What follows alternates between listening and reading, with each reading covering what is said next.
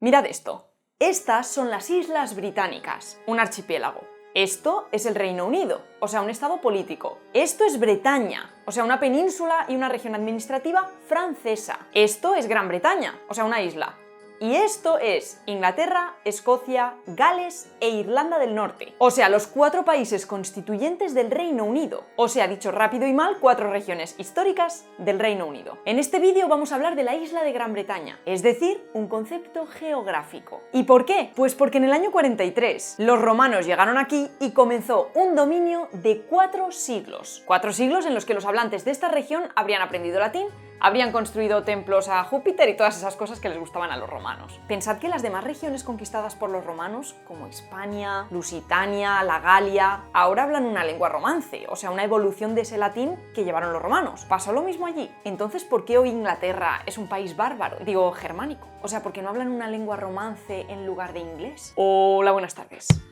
Bueno, eso de que todos los pueblos bárbaros tomaron el latín como lengua superior es un poco mito. No lo hicieron en Gran Bretaña, ni en muchas regiones de Suiza, ni en ningún otro sitio de los Balcanes. Hay muchas zonas donde los bárbaros no tomaron el latín como lengua propia. Así que no podemos decir que el caso de Inglaterra sea algo especial. ¿Y por qué pasó esto? Pues por varios motivos. Mirad, este es el mapa de la provincia de Britania. A ver, es verdad que los mapas pueden ser un poco engañosos. Como pasaba en todas las provincias periféricas de Roma, no toda Britania estaba igual de romanizada. Podemos decir que la zona sureste estaba muy romanizada, la intermedia un poco menos y el resto de la isla casi nada. Es decir, que el latín fue la lengua de las élites y de las grandes ciudades, pero nunca llegó a ser una lengua generalizada entre la población. La provincia de Britania era muy rebelde, estaba constantemente molestando a los emperadores del siglo III. De hecho, se consiguieron independizar durante unos años. Entonces, Britania era una provincia en la que la mitad del territorio no estaba romanizado, en la que el latín era solo una lengua urbana y de élites. Y encima, a partir del 410, las autoridades imperiales se fueron. Y bueno, ¿quién creéis que eran esas autoridades? Eran los nobles, los políticos, los ricos comerciantes, los altos cargos militares, o sea, los que hablaban latín. Así que de repente, en diferentes oleadas y durante un periodo de tiempo prolongado, claro, Britania se quedó sin hablantes de latín. Pero no quedó ni uno. A ver, alguno quedaría, pero el latín ya era una lengua minoritaria y no tenía organización política. Los líderes volvieron a ser los celtas, o sea, los britanos, que hablaban lenguas celtas. Pero es que además, en poco tiempo, empezaron a llegar nuevos pueblos que hablaban nuevas lenguas germánicas. Los anglos, los jutos y los sajones. Estas invasiones hicieron que los hablantes de latín se desplazaran cada vez más hacia Occidente. Y esto se sabe porque se han encontrado inscripciones en latín en lugares donde la romanización nunca triunfó, por ejemplo en Gales o en Cornualles. Pero si ya quedaban pocos hablantes de latín entre los diferentes pueblos célticos de la isla, la llegada de los bárbaros germánicos terminaron de rematarlo. Se calcula que a finales del siglo VII debió desaparecer lo que quedaba de latín en la isla, quitando préstamos en otras lenguas, claro. Y aquí, en este siglo, en el siglo VII, está la clave de todo. Atención, los juramentos de Estrasburgo se escribieron en el 842 y se considera el primer texto en romance. Recordad que el periodo que va desde el siglo V hasta el siglo IX es lo que se considera como periodo de transición entre el latín y el romance. Entonces, a ver si me explico, si lo que quedaba de latín en la isla desapareció en el siglo VII, podemos afirmar que eso que se hablaba ya era romance, o estaba muy próximo a serlo. Así que sí, en las Islas Británicas hubo un romance, un protorromance o como queráis llamarlo. ¡Hala! ¿Y cómo era? Pues no tenemos ni idea. O sea que esto es otro clickbait. No, porque algo podemos intuir.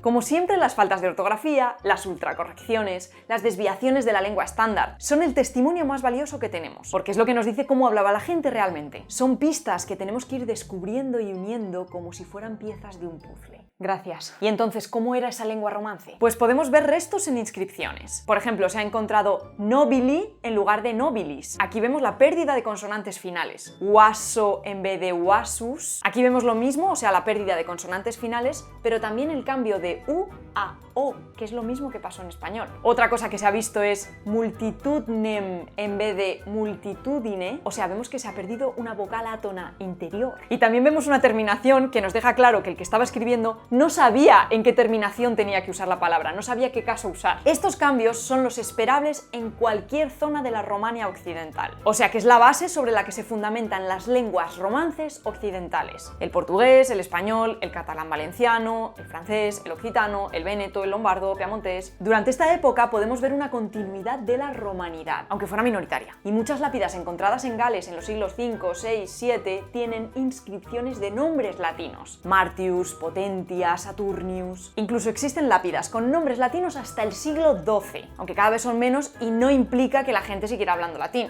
¿Por qué no? Pues porque nosotros tenemos un montón de nombres germánicos y no hablamos gótico. Bernardo, Alfonso, Fernando, Álvaro... De hecho, hubo una influencia enorme del latín en las lenguas célticas, pero en léxico, que se ven actualmente sobre todo en galés. Luego hay otra cosa que, igual que pasó en las lenguas latinas occidentales, en esta lengua también surgiría una prótesis delante de una S inicial de palabra. O sea, decir iscola en vez de scola. Y esto lo podemos deducir porque en galés es esgol. Y bueno, esto es lo que nos pasa a nosotros en español, por eso decimos escuela, espada, Spiderman. Y ojo que en italiano también pasó, pero luego se perdió. Tengo un vídeo de esto y os lo dejo en la descripción por si os interesa verlo, es muy cortito. Luego también es posible que la O, al menos en posición inicial de sílaba, cambiara a A. Esto lo podríamos deducir porque en latín tenemos ocasio y en galés tenemos ajos. Súper interesante y podría haber sido una innovación del propio latín en la isla, aunque también podría haber sido un cambio producido ya en galés. También encontramos testimonios de pérdida de N delante de S, aunque esto también es común en otras lenguas. Por ejemplo, la palabra latina mensam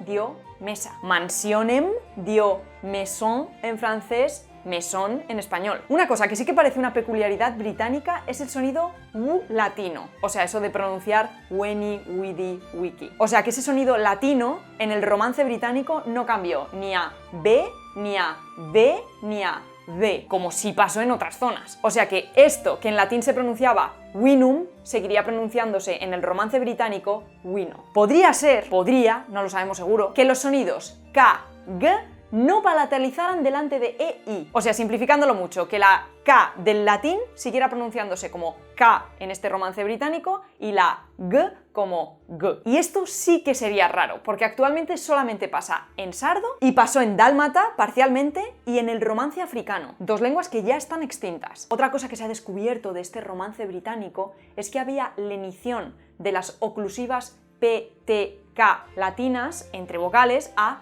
B, D, G. Esto es lo mismo que pasa en español, o sea que las oclusivas sordas P, T, K, cuando están rodeadas de vocales tienden a pasar a sonoras B, D, G. Sapere, saber. Apoteca pasó a bodega. Si os fijáis, los puntos de articulación son los mismos. La diferencia es que en latín las consonantes eran sordas y en el paso al español, al estar rodeadas de vocales que son sonoras, pues se han sonorizado. En resumen, el latín británico del siglo V no habría sonado diferente a cualquier latín de otra zona. Quizá incluso a los del continente les habría sonado a un latín más antiguo, que es un poco lo que nos pasa a nosotros cuando escuchamos hablar a un sefardí, por ejemplo. Oye, ¿y cómo sería esa lengua si se hubiera desarrollado? Pues es imposible saberlo, Dorotea, pero podemos hacer un ejercicio de historia-ficción. Repito, ficción, y por eso probablemente lleno de errores. Pero sabiendo que las lenguas romances surgen como un continuum dialectal, tendríamos que coger la lengua que más cerca estaría y trabajar sobre ella. ¿El francés? No, el francés era la lengua de la zona de París, o según algunos lingüistas ni siquiera eso, pero no me voy a meter en este berenjenal ahora. La lengua que le pillaba más cerca era el normando. El normando es la lengua que nació en Normandía. Guillermo el Conquistador y sus secuaces fueron hasta las Islas Británicas. Y como el propio nombre del señor ya nos está haciendo spoiler, pues las conquistaron en el siglo XI. Con esta conquista llevaron el normando y el francés a las islas. De hecho, actualmente el normando es oficial en 2 islas del Canal de la Mancha, que pertenecen a Reino Unido. Pero desgraciadamente es una lengua a punto de extinguirse. Bueno, aquí tenéis un texto en normando y no me preguntéis cómo se lee porque no tengo ni idea. Y aquí tendríais el equivalente en francés. No podemos saber cómo sería la lengua romance de Britania si existiera actualmente, pero si tenemos que buscar parecidos, creo que esto sería lo más cercano. También es verdad que si la ortografía no fuera tan parecida a la francesa, quizás nos parecería otra cosa. De todas formas, existe una lengua artificial llamada Brithening, creo, que es una reconstrucción de lo que habría pasado si el latín hubiera seguido hablándose en Reino Unido, pero mezclado con un montón de evoluciones fonéticas propias de las lenguas celtas. Es súper interesante, súper divertido, os dejo más información en la bibliografía, pero recordad que estas cosas son solo un juego. Y recordad también que en Instagram subo más contenido y también tengo una newsletter gratuita donde os envío un email súper interesante, más o menos cada semana, del vídeo que hemos tratado esa semana con contenido extra. Repito, es gratis, no tenéis nada que perder y además es muy interesante. Peluso, Harry Potter, Jurassic Park. ¿Quién inventó la ñ o por qué se dice vos? Es más correcto castellano o español, porque es el agua fría o quién es vuestra merced. Aunque al final todo se puede explicar gracias a un rey. ¡Que no!